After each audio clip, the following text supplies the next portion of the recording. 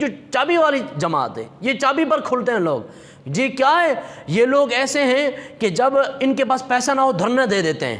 جب ان کے کیس زیادہ ہو جائیں تو پھر روڈوں پر نکل آتے ہیں، جب ان کو چابی لگ جائے تو یہ جناب والا بڑے بڑے مارچ نکال دیتے ہیں۔ بسم اللہ الرحمن الرحیم، لبیک لبیک لبیک یا رسول اللہ صلی اللہ تعالی علیہ وآلہ وسلم۔ سامعین و ناظرین، کراچی سے جناب پیارے بھائی محسن صاحب،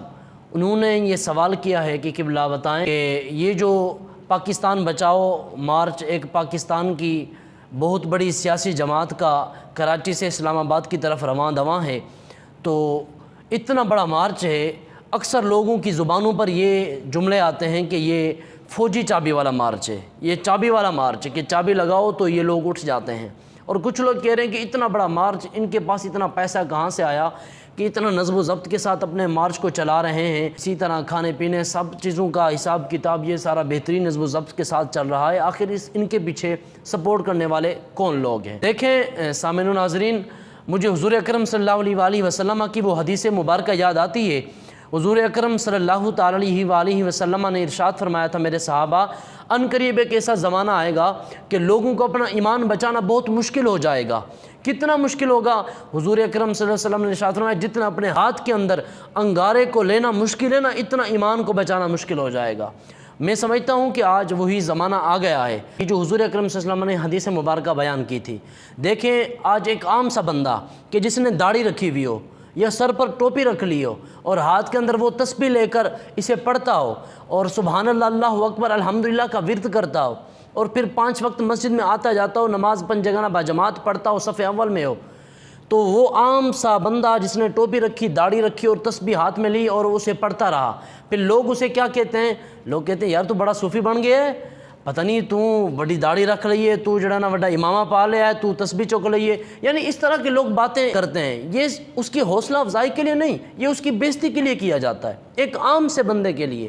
دوسری طرف آپ دیکھیں، دوسری طرف وہی بندہ جس نے داڑھی رکھ لی، بہترین سا عمامہ شریف سجا لیا، بہترین سا لباس سجا لیا اور 5 وقت نماز بھی پڑھتا ہے اور نیک اعمال بھی سارا کچھ کرتا ہے، مگر وہ ظالم حکمرانوں کی آنکھوں میں آنکھ ڈال کر وہ یہ کہتا ہے کہ دیکھو ملک پاکستان بنا تھا لا الہ الا اللہ محمد رسول اللہ کے نام پر، تو جس نام پر، جس نعرے پر یہ پاکستان بنا تھا اسی نعرے کے مطابق پاکستان کو چلانا چاہیے، پاکستان کے اندر قرآن و حدیث والا نظام لانا چاہیے، پاکستان کے اندر سیدنا ابوبکر صدیق والا زمانہ آنا چاہیے، عمر فاروق کی عدالت والا زمانہ آنا چاہیے، عثمان غنی کی سخاوت والا زمانہ آنا چاہیے، اور سیدنا علی مرتضیٰ شیر خدا کی شجاعت و بہادری والا زمانہ آنا چاہیے۔ ایک طرف وہ بندے ہیں، مجھے بتائیں کہ ایک طرف وہ جو عام سا بندہ جس نے ایک ٹوپی پہنی اور داڑھی رکھی، ہاتھ میں تسبیح پڑھتا ہے، 5 وقت مسجد میں آتا ہے، جب ہمارا معاشرہ، ہمارے لوگ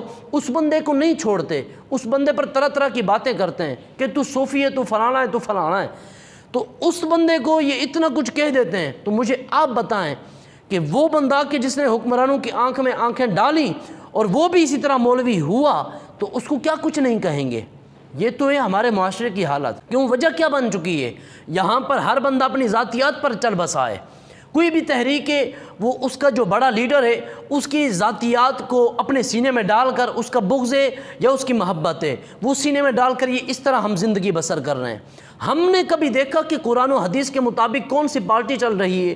اور کون ملک پاکستان کو چلا رہا ہے اور کون ملک پاکستان کو کھا رہا ہے؟ اس پاکستان کے اندر جو بنا تھا لا الہ الا اللہ محمد رسول اللہ صلی اللہ تعالی علیہ وآلہ وسلم کے نام پر، اس پاکستان کے اندر کیا کیا جاتا ہے؟ یہ جمہوری نظام، یہ کیا کرتے ہیں؟ جناب والا ایک پارٹی کو کچھ کھلا دیا، دوسری پارٹی کو کچھ کھلا دیا، تیسری کو کچھ کھلا دیا، چوتھی کو کچھ کھلا دیا، یعنی کہ یہ ہر کسی کے منہ میں کچھ نہ کچھ دیتے رہتے ہیں۔ اور وہ کیوں دیتے ہیں؟ کہ یہ بندے اس بندے پر اپنا کام بھی ہو جائے اور بندہ بھی نہ بولے۔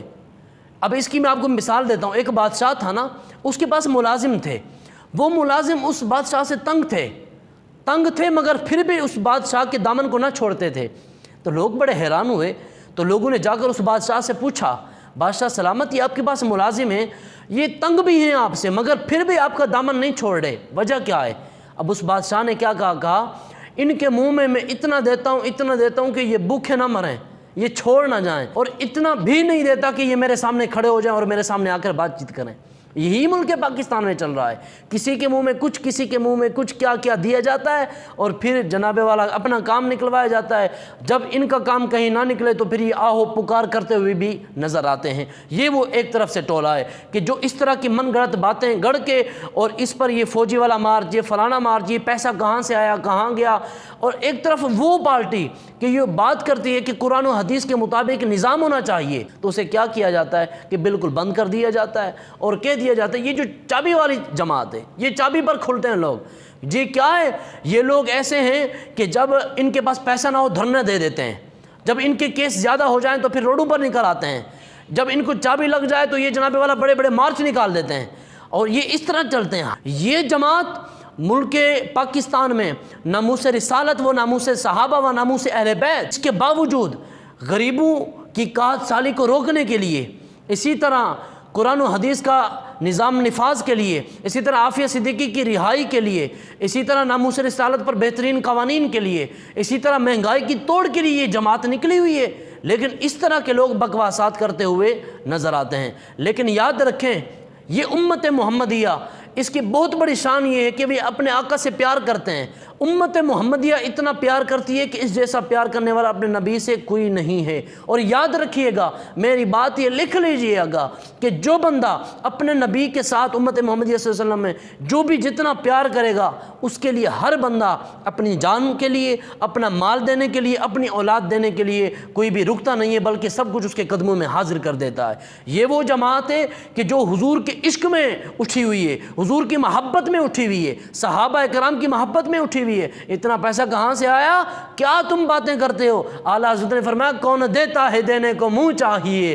دینے والا ہے سچا ہمارا نبی۔ ذرا اپنے گریبانوں میں جھانکو، آپ کس کے ساتھ کھڑے ہو، کس جماعت کے ساتھ کھڑے ہو، اور ان کے کیا کیا کارنامے ہیں، انہوں نے کتنا ناموس رسالت پر کام کیا ہے، کتنا صحابہ کرام کی ناموس پر کام کیا، کتنا اہل بیت کرام رضوان اللہ تعالی علیہم اجمعین کی ناموس پر کام کیا، کتنا ملک پاکستان کے غریبوں کے لیے کام کیا۔ کوئی کام کیا کچھ بھی نظر نہیں آتا۔ یہ صرف ایک لڑائی چل رہی ہے، ذاتیات کی لڑائی، اس کو بند کرانا ہے، اس کو بند کرانا ہے۔ آپ دیکھیں وہ ایسا شخص کہ جس نے ملک پاکستان پر 3 مرتبہ حکومت کی، مگر یہ کہ جب اس پر مشکل وقت آیا، مشکل وقت ڈالا گیا، کیس ڈالے گئے، سب کچھ کیا گیا، اس کے سارے ایم این ایس جو تھے وہ سارے چھوڑ کر چلے گئے، یہاں تک 19 ایم این اے بچ گئے۔ اور اسی طرح یہ چند دن پہلے جناب محترم عمران خان صاحب، ان کو بھی بڑی شدت کے ساتھ پہلے وزیر اعظم بنایا گیا تھا، اب انہیں پھر ان پر کیس ڈال کے ان کو ختم کیا گیا، ان کے ساتھ بھی وہی ہوا۔ یاد رکھیں کہ جو بندہ قرآن و حدیث کا نظام سامنے لے کر نہیں چلے گا، اس کے ساتھ یہی نتیجہ ہونا ہے، اور ہر صورت میں ہونا ہے، ہر صورت میں ہونا ہے۔ اپنے ہی عیبوں پر خود ہی نظر کرو، ہم کہیں گے تو شکایت ہوگی۔